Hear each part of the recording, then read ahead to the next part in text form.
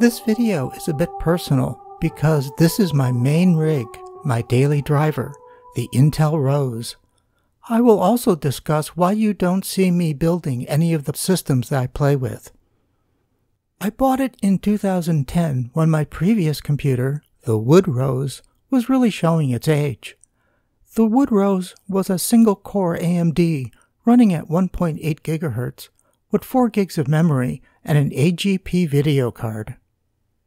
The Intel Rose was a bare-bones system with an i5-750 CPU with an Intel motherboard, 8 gigs of memory, a DVD read-write drive, and an NVIDIA GT210 video card.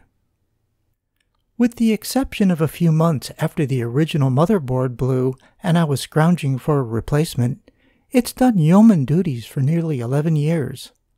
Along with the motherboard replacement, I've doubled the RAM to 16 gigs.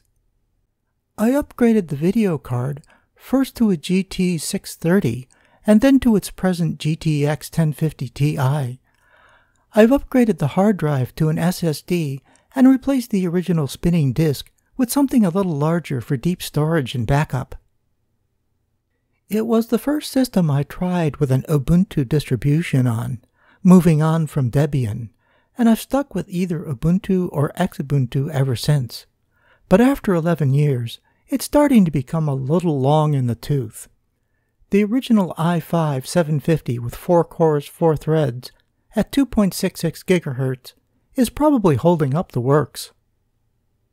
I could spend a couple $100 and replace the motherboard, CPU, and RAM with newer, faster parts, or I could just replace the bottleneck in the system by replacing the ancient CPU. Since I'm frugal, if I can spend a little money to improve the system, I'd rather do that than spend lots of money and replace the whole thing, especially now when the price of new equipment is a bit high. The case, power supply, and most everything else is still good, so let's work with what we have. Before fussing with anything, I did a full backup onto the spare internal hard drive, then did another backup onto this Western Digital USB drive. I'd rather be safe than sorry. Checking out the compatible CPUs for my motherboard, I could drop in a beefier i7 or a Xeon chip. The Xeon X3470 looks promising.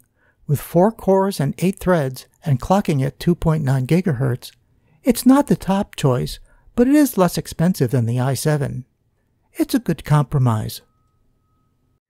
And since I'm upgrading the CPU, I might as well swap out the original CPU cooler with this Arctic Freezer 12.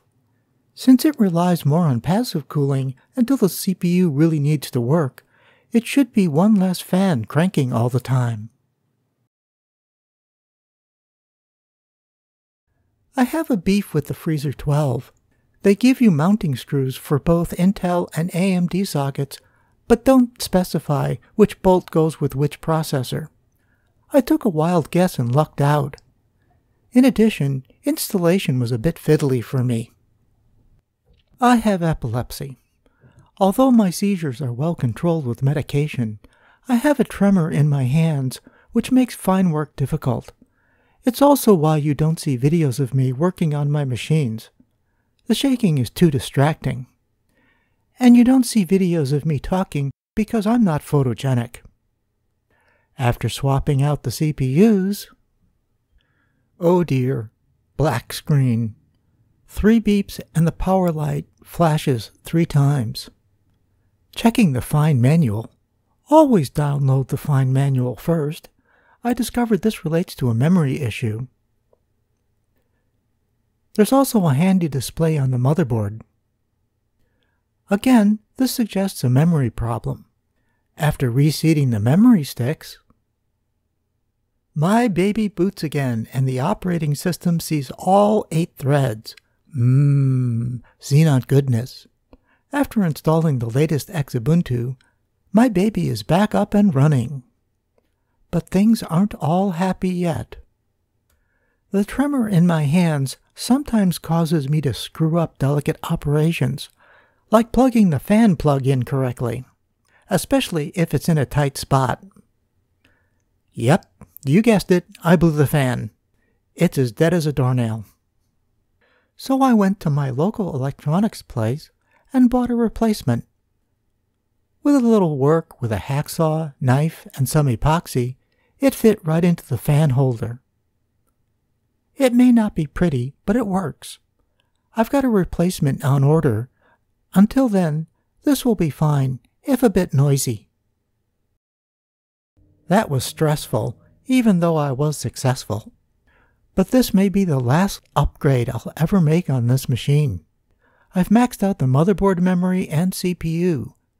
Although I've extended the useful life of my box for a few more years, the core technology is over a decade old. I have thoughts about getting a completely new machine, but with the recent surge in prices for new computer parts, old computer parts will do. The next day, the replacement cooler arrived. Sigh. In retrospection, the Arctic freezer was a bad choice for me. It's a bad match for the old motherboard because the fan controls are primitive at best. When I swapped in the replacement, the fan didn't kick in until the CPU temperatures were nearly 60 degrees Celsius. With the hacked fan, the CPU stays around 38 degrees Celsius, much cooler because the fan is on all the time. The increased noise is annoying, and I may change out the heatsink cooler at some point. You live and you learn. Thanks for watching. Read those fine manuals. Investigate and explore. Have backups of your backups. Keep spares on hand.